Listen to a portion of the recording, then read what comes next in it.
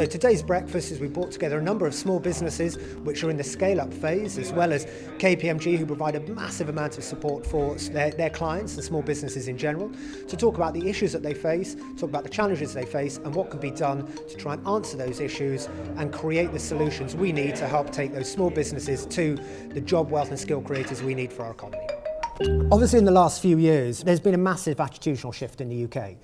In relation to individuals wanting to start up their own businesses. Last year, it was a record year in the UK with over 570,000 new businesses being launched in the UK, which is absolutely fantastic. That was a record year. However, and there is always a however, a key issue, as I mentioned, is about scale-up. So failure rates in the UK within startup businesses, 18 to 24 months, are very high. What worried the UK is that we've dropped from 4th to 9th in relation to Global Entrepreneurship Index rankings. There is an issue around creating that ecosystem that can actually grow startups and take them forward, and to turn them, maybe not into the next multi-billion pound businesses, but to turn them into job creators of 10, 20, 30 more people, to turn them into £1 million, £2, £3 million turnover companies. That is what the UK economy needs. And to do that, we all need to be a part of that, not only as entrepreneurs ourselves, or from big service companies, etc. We all need to be there to support each other's growth and to have that sort of real altruistic attitude. The struggles we've had are structure, as you mentioned, the growth pattern, you're getting actually the right people in place to continue developing the business.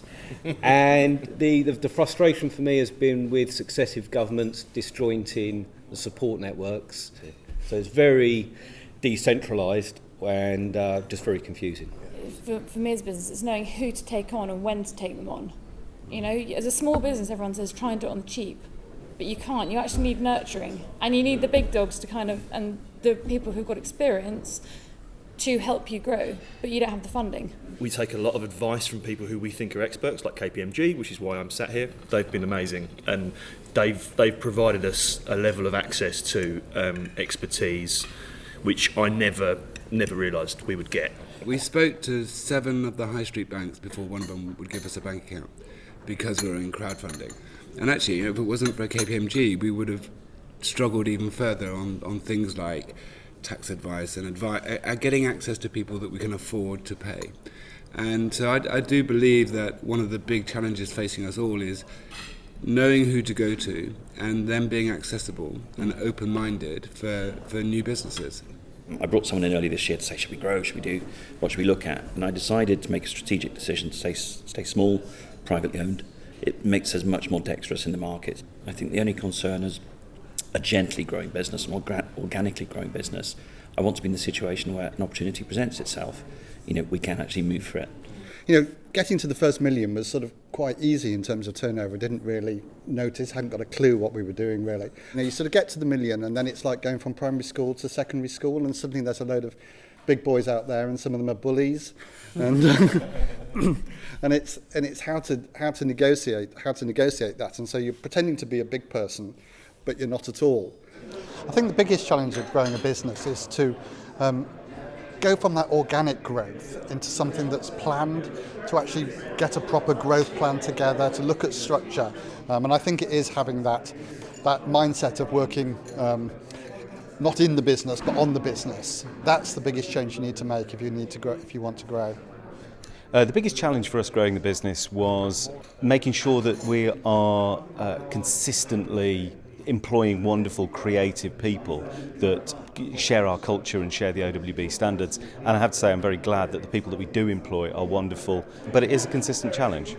Apprentices in engineering, you're talking really 3-4 years before they're of any use. Yeah. Even graduates, to be honest, are a good year before they're of any real use. So that's the problem. It's the constant churn of the youngsters. Because the job market is there, you make them very valuable. We're aware of that, and other people can come in and just trump with more money. The apprentice thing is quite interesting, actually. So we've got a client, and that's all they do. They take on people from probably the more deprived backgrounds, so they haven't been to university, but really, really bright. One of the things we found which was really, really interesting is that these guys come out, they're super young, and they live their life on Instagram and Facebook and all the rest of it. You can't understand how this works. You know how to get social media working. You do that. They've always become a kind of quasi sort of marketing person. They're just so hungry.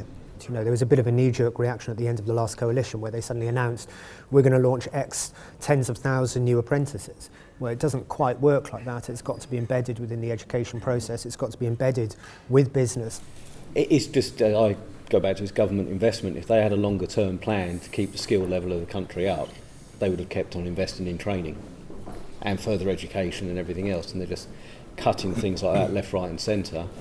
So you're actually stopping very good people from progressing. So in the US, they launched something called the Small Business Administration, SBA, which has had real impact. Yeah. And in the UK, I think it accounts for about 8% of government contracts go to small businesses. But in the US, it's over a third of government contracts go to small businesses. Just one of the things actually that we did, which I've got to say has paid huge dividends, is as a creative business, we decided to go down the route of things like ISO 9001, Investor in People Gold, in order that when we go for OJEC, you almost go straight through a PQQ. I mean, it's a big investment of time to go into ISO, but it's really paid off. We can't afford to be constantly paying recruiters to churn through staff. So I found that investing, once they're on the door and they're sat in a comfortable seat, making it as comfortable for them as possible and pushing them really, really hard. If it doesn't push them and they don't feel hunger to actually to do good work, they'll go.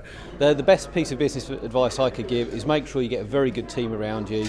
Even consider non-exec directors or mentors, people who can look at your business dispassionately, because you're normally so emotionally involved in it. Sometimes you do miss key things, and those advisors can be a big help.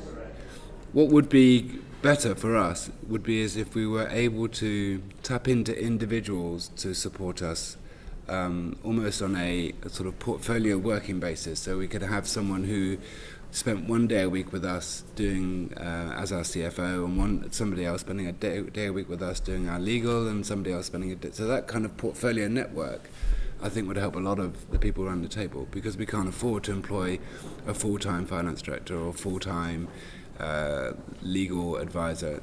You know, when you need legals and you need, you know, all your accounts sorted out and various other areas, it's actually, I found, better just to go to the KPMGs, the Taylor Wessings, the right people, build that relationship with the right people and tap into them when you need. Sure, you pay much bigger fees, but at least you've got, you know, they've got the expertise. And also, when your clients start to hear you're working with, you know, say KPMG, Taylor Wessing, they think, oh wow, you must be, you know, big fry. But is there that issue of, it's a wider thing, you know, is there that issue of risk aversion to failure in the UK? Even though I didn't even start the business, when it didn't happen, it hurt. But, you know, it created another opportunity, and it's given me a living for the last 11 years or so, a very, very small investment. I mean, we started the business with £2,500 and working from second bedroom at home, using the ironing board as a second desk. You know, so there was definitely something to be learnt from that whole process. I would say embrace the early days. You might be full of fear, it can be a roller coaster, but when you look back, those are the most exciting, adventurous days. It's really, you've got a blank sheet of paper, and the business you run isn't necessarily the business you start. I think there's a lot less stigma around failure now for people having a go. I mean, because in the last few years, people have seen huge global brands fail, countries fail. So I think, you know, there's a lot more, well, we might as well have a go. And I wonder whether there's a difference between difficulty and failure. But the difference is a hair's distance. You know, it can be overnight that you make that decision that you have failed, whereas you're probably just in difficulty. And I think smaller businesses need someone to go to before they go into the liquidator when they're in difficulty. And actually, a lot of the money that's going into startups could go to help those businesses in difficulty get over that difficulty and learn and take the business on, as opposed to just folding like many do. There's a lot of kind of goodwill towards businesses right now, and people are trying to do the right thing. It's just, you know, what is it as a collective? What could we do to kind of improve that and unlock all the things that we need? Because I think there's definitely a kind of a pincer movement right now, and we just want to kind of get on top of it and ride it and try to get the most out of it. So I thought today was really, really interesting. So thank you for everyone for turning up. Thank you all so much for coming along. The discussions have been brilliant, and for also your candid and honest input.